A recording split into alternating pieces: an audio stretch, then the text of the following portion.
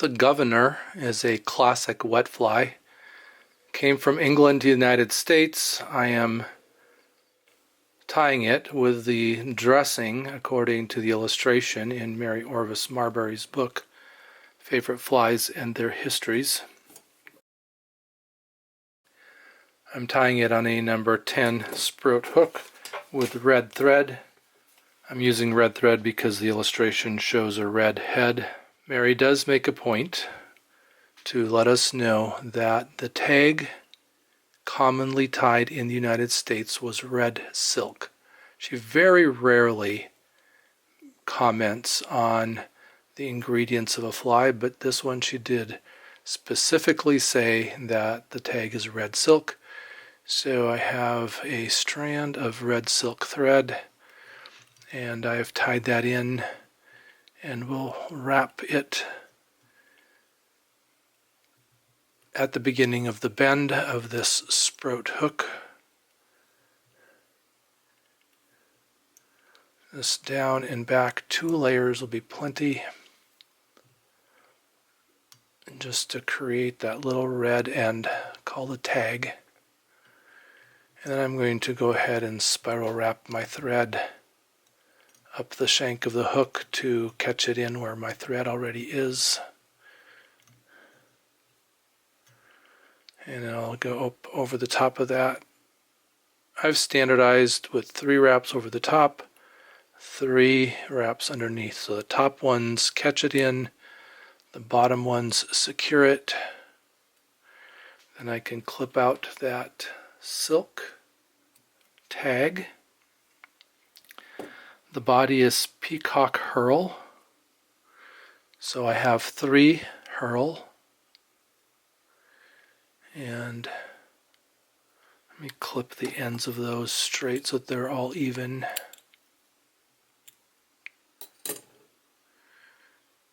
And I will tie them in the length of the shank as well. Just wrap back to where the tag is.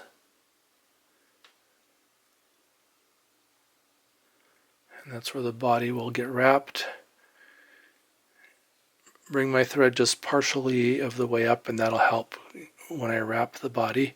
Now, I am not doing any special treatment to the herl.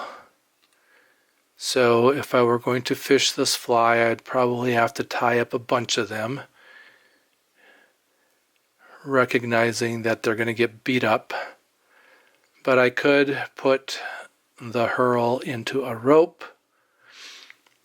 If you're interested in that, you can just look up herl rope, or, and I let go of it.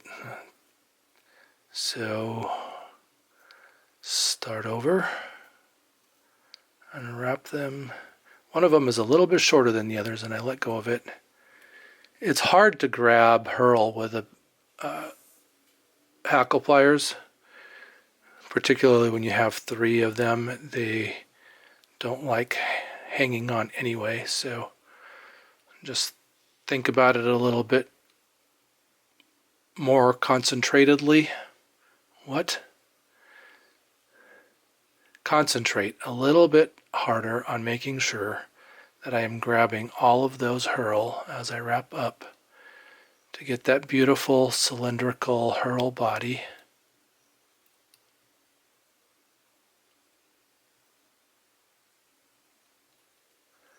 And having that thread there, the thread is getting pushed forward as I go, and it is keeping the herl compacted together. I will go ahead and tie that off now, leaving room to tie in the wings and the front hackle. So again, 3 wraps over the top, pull up on that herl, 3 tight wraps underneath, and either break those off or clip them off. So to make the herl body stronger, put it in a rope, or you can also just put a little bead of glue, like super glue, along the top of the shank and glue that in. For this fly, I'm not going to worry about it. If I were fishing it, I would make a bunch of them, and as they get beat up, I can just replace them. The wings are turkey, So I have 2 wild turkey tail feathers, and I have taken slips from opposite feathers so that they will lay together on the back of the hook. I'm going to tie them in with the raw side up. I'm measuring so that the tip comes to about the bend of the hook, and my slips are about the width of the gape. So the gape is from the point of the hook to the back of the hook to the shank. And that's kind of a standardizing. When you get into bigger hooks, maybe you get smaller, but just kind of standard rule of thumb to make that width the same as the gape. Back to back those 2 turkey feather slips, get that point so that it's kind of even with the back end, the bend of the hook, and then I'm going to cinch by doing a pinch wrap.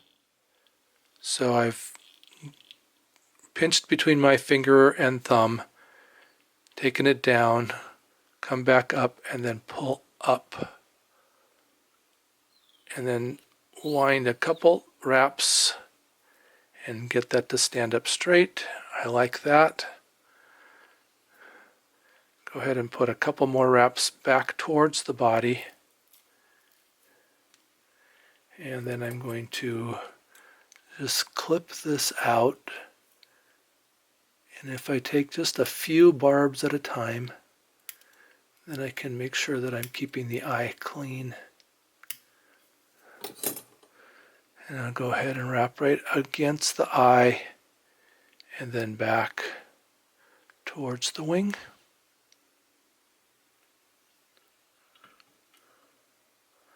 Check the other side, looks okay.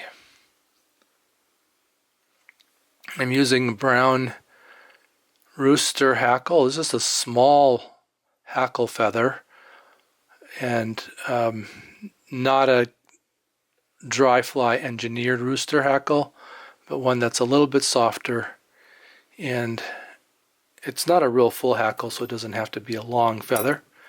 But I'm going to go ahead and clip off the butt end where it starts to get fluffy, pull down on the barbs at the butt end, and then I'm going to cut those real close to the rachis. Give it what I call a crew cut. Makes the barbs really short, and then something for the thread to grab onto. Get the barbs out of the way that I clipped off there. And I am tying it with the shiny side out so that when I wrap it, the barbs will want to bend back towards the bend of the hook. I'll put a hackle plier on the tip of that feather, and it's not very many wraps. And then you can see how it's kind of flaring and standing up more in a dry fly style, and there is a dry fly governor as well. But this is the wet fly pattern. So I'm going to catch in that tip. And I want those barbs to lean back more. So I'll go ahead and let go of the hackle plier. And I'm just going to grab all of those barbs and pull them back and then wrap up over that tip as I create the head. And then I can find the tip in here somewhere. Snap it out. Get my wings to stand back up. And I'll go ahead and put a whip finish on that. I've managed to keep a nice clean eye. Mary didn't have to worry about a clean eye on her flies because her hooks did not have eyes. Instead, she tied in a piece of gut, which is the insides of the silk moth caterpillar silk gland. It was dissected, stretched out, and spun into a cord or into a leader, and then that was tied onto the hook. The eye was tied into the end of that leader. In a contemporary twist, I'm going to put a drop of diluted goop on the head of this fly. That will dry clear. And then, to make sure that the eye is clean and not all gooped up, I'm going to take the tip of a hackle feather and pass it down through the eye to make sure that it is clean and tippet ready.